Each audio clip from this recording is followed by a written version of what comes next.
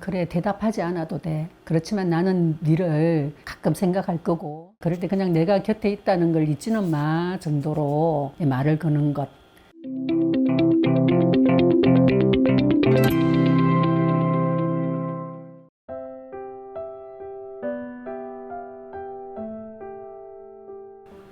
저는요, 학교에서 한 30년 정도 국어를 가르쳤던 교사예요. 이제 국어를 가르치면서 주로 책 이야기를 많이 했었죠. 그리고는 학교를 퇴임하고 학교에서 하던 책 이야기를 밖에 나와서도 하고 싶어서 지금은 책방지기가 된 박태숙이라고 합니다. 동네 책방 바이어니에서는 맛있는 딸기든 뽕라떼도 마시고 사람들도 만나고 인문활동도 할 수 있다고 하던데요. 바이어니에 대해 좀 더 소개해 주세요. 동네 책방은 대체로 책방지기의 어떤 개성이나 취향이 많이 묻어나는 곳이에요. 그래서 저는 제가 몸담고 있는 이 책방 바이허니가 이 지역에서 사람들이 이렇게 자유롭게 오고 가고 하면서 여러 형태로 만나는 어떤 장이 되기를 복합 문화 공간을 지향하고 있는 책방이에요. 현대시대의 외로움에 대해 어떻게 생각하세요? 외로운 시대군요, 지금이. 혼자 있어도 외롭고, 여럿이 있어도 그 안에서 또 외롭고, 예, 그 외로움은 어쩌면 주변 사람들하고의 비교에서 더 외로워지는 게 아닐까, 그런 생각을 참 많이 해요. 근데 이 외로울 때일수록 그냥 슬그머니 옆에 서서 네 옆에 나 있을게 라는 사인을 말이든 어떤 동작이든 아니면 어떤 표정이든 그런 것들을 주면서 함께 조금씩 덜 외롭게, 외로운 건 어쩔 수는 없잖아요, 사실은. 근데 조금씩 덜 외롭게 서로가 서로에게 곁을 내주는 그런 생활을 했으면 좋겠어요. 책방을 운영하시면서 인상 깊었던 사례가 있으시면 말씀해 주세요. 온라인 서점하고 지역에 있는 책방하고 가장 큰 차이가 관계 맺음이라고 생각을 해요. 온라인 서점에서는 내가 필요한 책을 구매하는 걸로 끝이 나지만 지역 서점에서는 그 사이에 사람과의 만남이 있죠. 그래서 저희 책방에서도 사실은 제가 가장 공들이는 영역이 책 모임이에요. 그래서 저는 지금 현재 5개의 책 모임을 하고 있고, 우리 책방에서도 이제 정기적으로 매달 몇 개의 책 모임이 진행이 되고 있는데, 지난해에 사실은 우리 책 모임 회원 중에 굉장히 많이 아픈 사람이 있었어요. 아직 30대인데 암 수술을 했고 그 상황에서 우리는 매우 걱정이 되었죠. 그런데 그 친구가 우리한테 더 먼저 위로를 하고 자기는 반드시 나와서 돌아올 거니까 자기 없는 동안 책 모임을 계속 지속해 달라고 부탁을 했어요. 그래도 처음에는 우리가 너무 슬퍼서 책 모임을 할 수가 없었어요. 할 수 없었는데 항암 투병을 하면서 자기는 꼭 나올 거다. 나올 거니까 모임을 진행해 달라고 계속 부탁을 하는 거예요. 그래서 이제 몇 차례 모임을 진행했는데 드디어 그 친구가 모임에 합류를 했어요. 항암 치료가 끝나고 지금은 2달째 이제 드디어 나와서 우리에게 그렇게 아픈 몸이었는데 그 치료를 나름대로 어느 일정 기간 치료를 하고 또 모임에 나와서 어제 그 책 모임을 했었거든요. 책 모임 하면서 그 친구가 했는 이야기가 자기는 바이허니가 있어서 이 바이허니의 책 모임에 너무너무 나오고 싶어서 더 열심히 치료를 했노라고, 자기의 어떤 영혼의 양식이 되어주는 것은 책인데 혼자서 읽을 수 없는 책을 함께 읽어나가서 자기한테는 너무너무 다행이라는 이야기를 했어요. 그래서 그런 이야기를 들으면서 정말 시골에 있는 작은 책방이지만 누군가에게는 이게 힘이 될 수 있고 하니 이 일을 오래오래 해야겠구나라는 생각을 어제 했습니다. 외로운 청년을 위해서 우리가 할 수 있는 작은 실천은 어떤 것이 있을까요? 저는 사실 요즘 좀 많이 반성하고 있어요. 내가 청년들에게 너무 무심했구나. 그리고 무엇보다도 알려고 하지 않았구나. 그리고 나의 잣대로 우리는 이런 형태로 열심히 살아야 해. 이렇게 성실히만 하면은 이겨낼 수 있어 라고 생각해 왔는데 그게 나의 정말 지독한 무지와 지독한 편견이었구나라는 생각을 요즘 많이 하고 있어요. 그래서 청년들에게 최소한 글쎄요, 그 청년들이 내 이야기를 들으려고 할까 모르겠지만 눈빛이라도 따뜻하게 그렇게 보내야겠다라는 생각을 하고 어떤 청년이 혹시라도 나에게 나 이래서 힘들어요 하면 최소한 그래 그랬구나 힘들었겠구나라고 공감이라도 해줘야겠다라는 생각 그것부터 하고 싶네요. 외로운 시대에 왜 책을 읽어야 할까요? 우리가 참 외롭다라는 것, 힘들다라는 것, 우울하다는 것 이런 것들은 사실 끝없이 빠져드는 수렁 같은 거일 거라고 생각을 해요.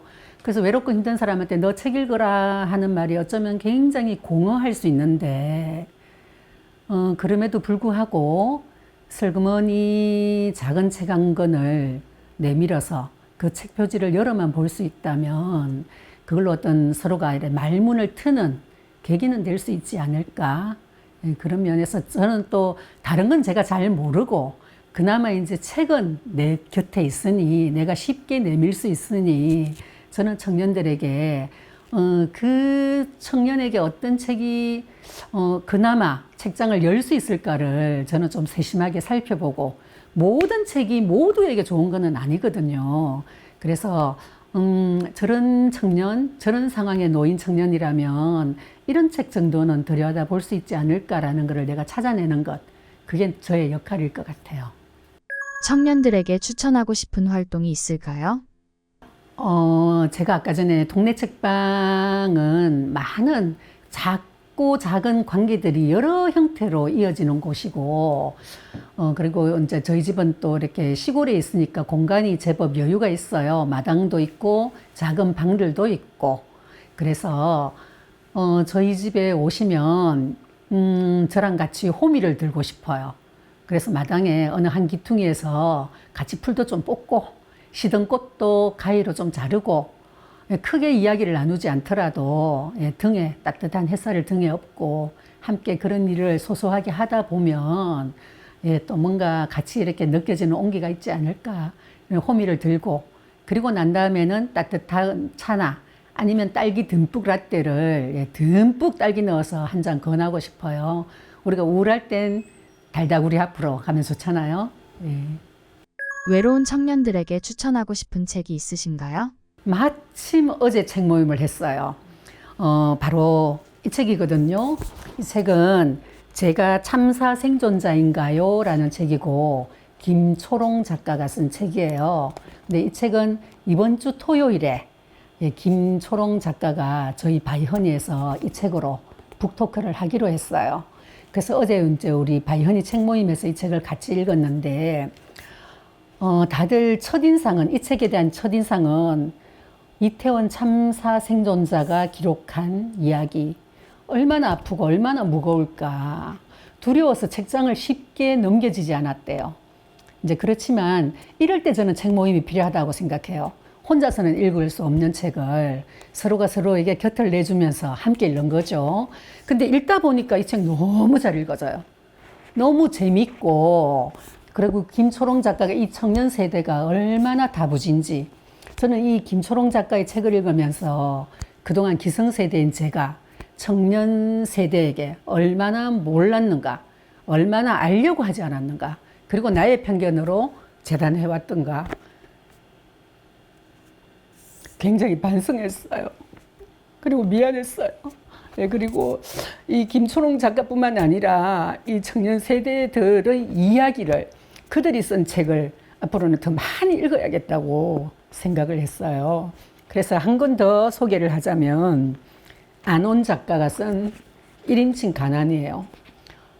이 친구는 20살까지 차상위 기초수급자였어요. 근데 그 기초수급자로서 학교에서 있었던 일들, 그 다음에 직장생활 하면서 그 기초수급자로부터 스스로 벗어나려고 했던 애쓴 이야기, 이런 이야기들을 자기 이야기를 하는데 저는 이 두 권의 책을 읽으면서 청년들이 얼마나 단단한가. 난 정말 젊은 청년 세대한테 존경의 마음을 보내고 싶어요. 두 분 추천드립니다. 현대 고립이라는 문제는 청년 세대뿐 아니라 전 세대의 문제이기도 합니다. 고립된 삶을 살고 있는 사람들에게 해주고 싶은 말은 무엇인가요? 예, 고독은 사실 전 세대의 문제이기도 하고 특히 취약계층의 고독이 더 큰 문제가 되겠죠. 더 쉽게 절망에 빠지기 쉽고 그래서 이제 뭐 청년 세대나 아니면 사실 노령층의 고독도 굉장히 심각한 문제잖아요. 이제 그럴 때 우리가 저는 이 책에서 받는 문장 중에 그런 게 있었어요. 안부를 물을 때 그래 대답하지 않아도 돼. 그렇지만 나는 너를 가끔 생각할 거고 수시로 너에게 안부를 물을 거야. 그럴 때 그냥 내가 곁에 있다는 걸 잊지는 마 정도로 말을 거는 것. 이런 것들이 우리 주변의 이웃들한테 참 필요한 제스처가 아닐까라는 생각이 듭니다. 책을 읽지 않는 사람들에게 독서 모임을 권할 수 있을까요? 예, 책을 잘 안 읽던 사람에게 책을 읽는 어떤 계기가 있으면 바뀌는 게 있어요. 이제 그 사례가 오늘 저녁에 우리 집에서는 꼰대 탈출 아저씨 독서 클럽이 있거든요. 근데 이 아저씨들이 평소에 그렇게 책을 많이 읽던 분들이 아닙니다. 통계에서도 나오다시피 50대 남성분들 거의 책을 읽지 않거든요. 그리고 이런 책 모임을 하는 사람들도 50대 아저씨들 잘 없어요.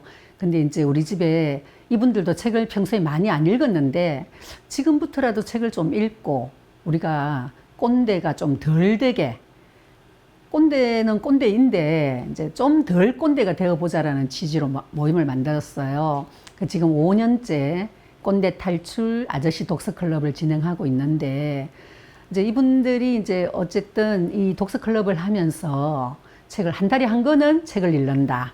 예, 그러면서 이제 한 5년이 지나고 보니까 스스로 그 책을 손에 드는 시시때때로 이렇게 텔레비를 보는 게 아니라 책을 읽고 있는 모습을 발견하게 되는 거죠.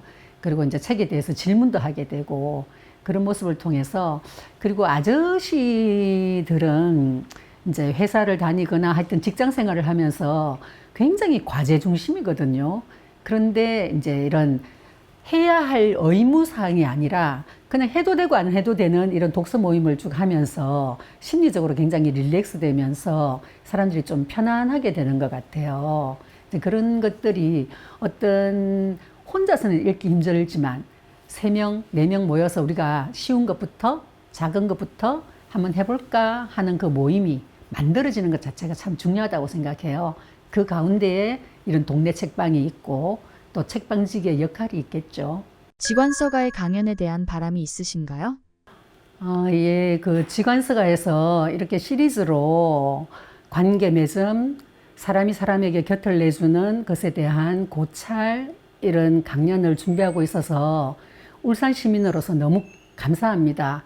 그리고 이런 작은 날개짓이 또 연결되다 보면 누군가에게는 날아오를 수 있는 힘이 될 수 있을 것 같아서 무척 기대되고 또 저도 시골 구석이지만 뭔가를 할 수 있다면 뭐라도 힘을 보태고 싶어요. 고맙습니다. 마지막으로 한 말씀 부탁드려요. 힘들 땐 누군가에게 밥 먹자고 했으면 좋겠어요. 함께 밥을 나누는 것만큼 든든한 친구가 없거든요. 같이 뭐라도 나눠 먹고 나눠 먹으면서 눈빛도 나누고 그러면서 같이 곁을 내주고 그렇게 이번 생을 그냥 쭉 이어갔으면 좋겠어요.